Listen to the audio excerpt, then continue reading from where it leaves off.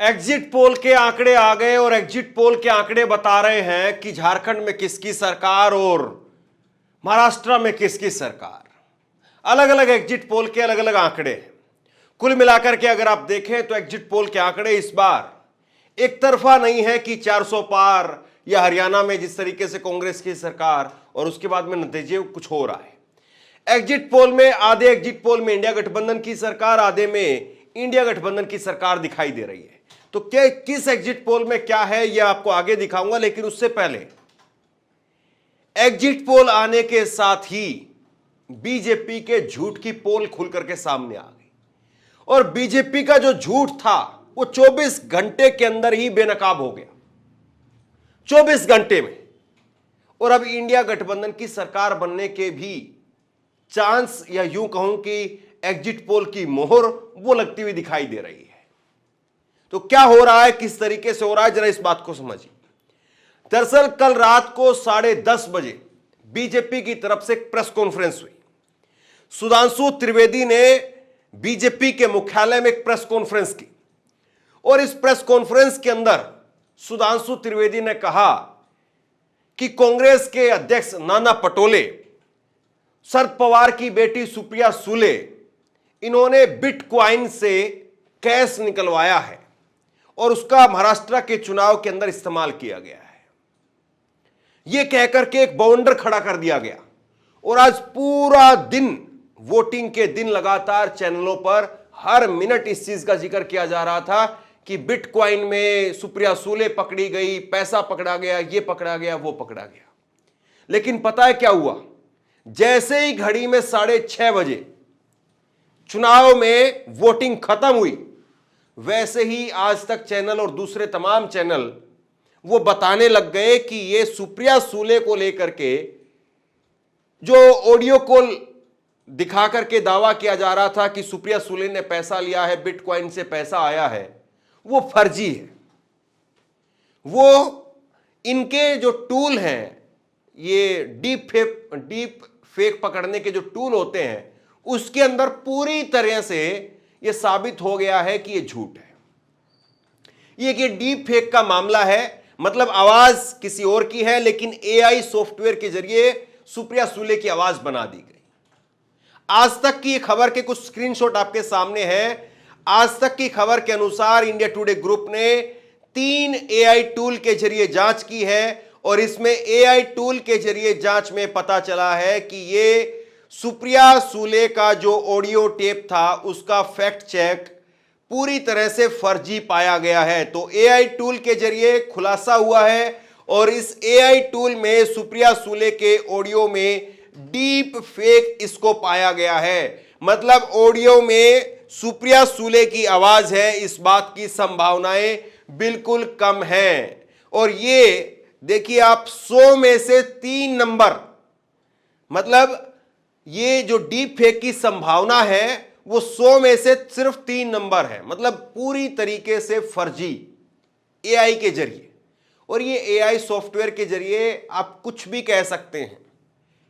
मतलब एक तरीके से आप देखिए कि जो खबर कल थी, कल जो खबर निकल करके सामने आई कि बीजेपी के महासचिव विनोद तावड़े वो पैसों के साथ में एक होटल में पकड़े गए, उस खबर को दबा करके एक फर्जी खबर खड़ी की गई। हालांकि बीजेपी के नेता वो कह रहे हैं कि नहीं, अभी इसको आप राजनीतिक रंग ना दें, इसको जो है वो तकनीकी मामला है, जांच एजेंसियां जांच कर रही हैं।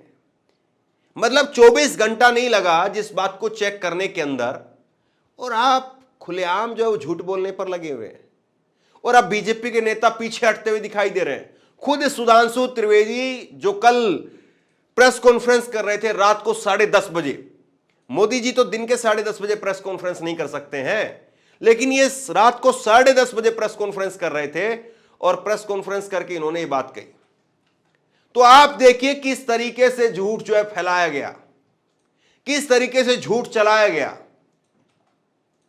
और उसका झूठ का जो पूरी जो पोल है, उसके पैर हैं, 24 घंटे के अंदर सामने आ गए। और अब इंडिया गठबंधन की सरकार बन सकती है झारखंड के अंदर, कम से कम इस बात को तमाम एग्जिट पोल के नतीजे ये इशारा कर रहे हैं। मतलब एक तरफ तो बीजेपी रंगे हाथ पकड़ी गई है, उसके नेता झूठ फैला रहे थे एक एआई के सॉफ्टवेयर के जरिए, ये पता चल रहा है। हालांकि इसकी अभी जांच पूरी होगी वो, लेकिन जांच कौन करेगा, किस तरीके से करेगा, उसमें जांच में कितनी निष्पक्षता है वो तो बाद की बात है। लेकिन अभी जो सॉफ्टवेयर मार्केट के अंदर है उनके जरिए चेक किया गया तो ये पूरी तरह से फर्जी पाया गया है। अब सरकार अपनी जांच में क्या सामने लाएगी और क्या बताएगी और क्या दिखाएगी और वो क्या बताना चाहती है, ये बाद की बात है। अब देखिए, मैं आपको एग्जिट पोल बता देता हूं। झारखंड का एग्जिट पोल आप देखिए, ये झारखंड का जो एग्जिट पोल है उसमें भास्कर रिपोर्टर्स पोल का जो एग्जिट पोल है वो बताता है कि 37 से 40 सीट एनडीए की मिल रही है, इंडिया की 36 से 39 सीट मिल रही है। न्यूज 18 ने 42 से 45 सीट दी है, 25 से 30 सीट इंडिया गठबंधन को दी है। इसी तरह से तमाम जो एग्जिट पोल को अगर आप देखेंगे तो 45 से 50 जो है वो चाणक्य ने दिए हैं, 35 से 38 दिए हैं, पीपुल्स पल्स ने 44 से 53 एनडीए को दिया है, 25 से 30 उसको दिया है। एक्सिस माई इंडिया ये आज तक का है जिसमें 25 सीट दी गई है एनडीए को और इंडिया गठबंधन की सरकार के लिए 53 सीट दी गई है। और इन सब का पोल्स ऑफ पोल्स आप देखेंगे तो 33 से 42 सीट एनडीए को और 30 से 39 सीट इंडिया को दिखाई दे रहा है। यानी इंडिया गठबंधन की सरकार बनने के चांस साफ तौर पर नजर आ रहे हैं झारखंड के अंदर। अब झारखंड में इंडिया गठबंधन की सरकार बन रही है तो सोचिए कि बीजेपी जो ये सोच रही थी कि झारखंड में महाराष्ट्र में हमारी सरकार नहीं बनेगी तो कम से कम झारखंड से अपनी नाक बचाने का काम करेंगे। लेकिन ये जो नतीजे आ रहे हैं एग्जिट पोल के, ये एग्जिट पोल के नतीजे बताते हैं कि यहां पर सरकार नहीं बन पा रही है और जबरदस्त झटका जो है वो बीजेपी को लगता हुआ यहां पर नजर आ रहा है। हेमंत सोरेन अपने आप को जो है वो फिर से मुख्यमंत्री की रेस में देख रहे हैं वो, और जो हिमंता बिस्वा शर्मा के जरिए बीजेपी ने जो हिंदू मुसलमान की राजनीति की और मोदी जी वहां पर ये कह रहे थे कि बेटी लूट करके ले जाएंगे, वो सारी राजनीति हाशिए पर जाती हुई दिखाई दे रही है।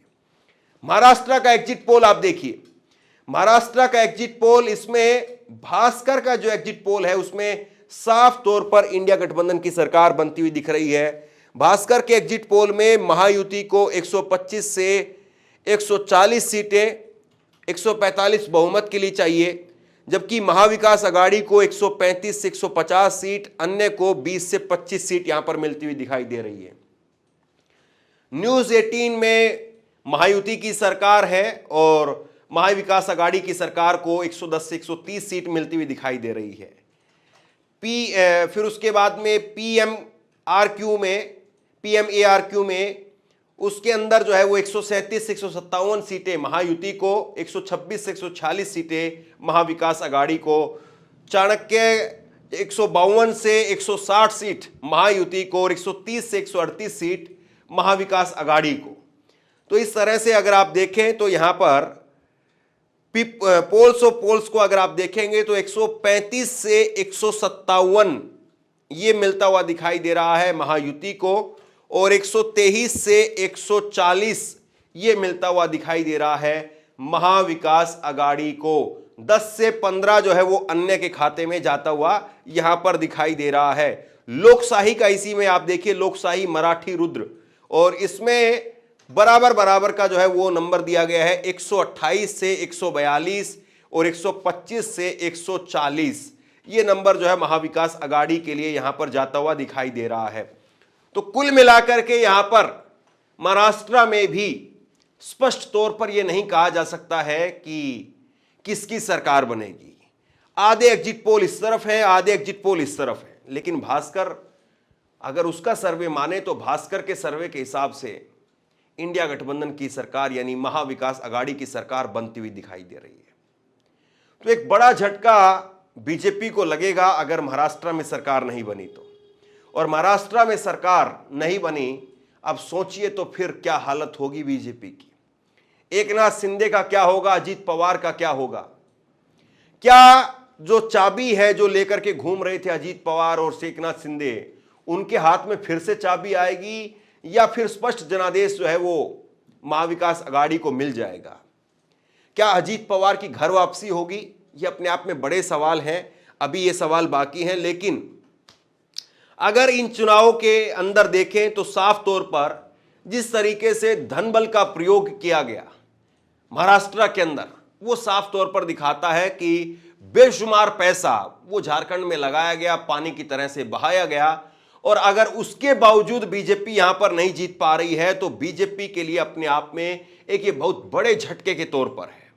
तमाम एग्जिट पोल में आज अलग अलग चैनलों ने फूंक फूंक करके कदम रखे हैं, क्योंकि सबको पता है कि एक तरफ लोकसभा के अंदर 400 पार का नारा दे करके, और उसी नारे में तमाम मीडिया चैनल बह गए थे और उसके बाद में मुंह जल गया, फिर हरियाणा में दोबारा मुंह जल गया। तो इसके बाद में अब महाराष्ट्र और झारखंड को लेकर के बड़ी जो है वो सतर्कता बढ़ रहे हैं, और आधे चैनल इस तरफ हैं, आधे चैनल इस तरफ हैं।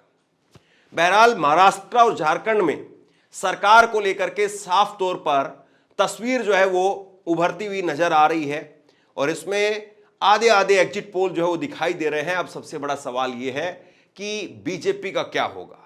अब सरकार जिसकी भी बने, लेकिन एक बात तो बिल्कुल साफ तौर पर दिख रही है कि बीजेपी ने जो झूठ चलाया, जो बिटकॉइन के नाम पर, सुप्रिया सुले के नाम पर, कांग्रेस के नाम पर आज पूरे दिन मीडिया चैनल के जरिए ये चीजें जो है महाराष्ट्र के लोगों के दिमाग में डालने की कोशिश की, इसका असर हुआ है, नहीं हुआ है, या इसका उल्टा असर हुआ है, बैकफायर ये कर गया है काम, या फिर जिस तरीके से उत्तर प्रदेश के अंदर जो पुलिसिया गुंडागर्दी देखने को मिली, इसका मतदाता पर ओवरऑल क्या असर पड़ा है और मतदाता इन चीजों को कैसे ले रहा है। महाराष्ट्र और झारखंड के अंदर मतदाता ने अपने हाथों से क्या कहानी लिखने की कोशिश की है, ये 23 तारीख को पता चलेगा।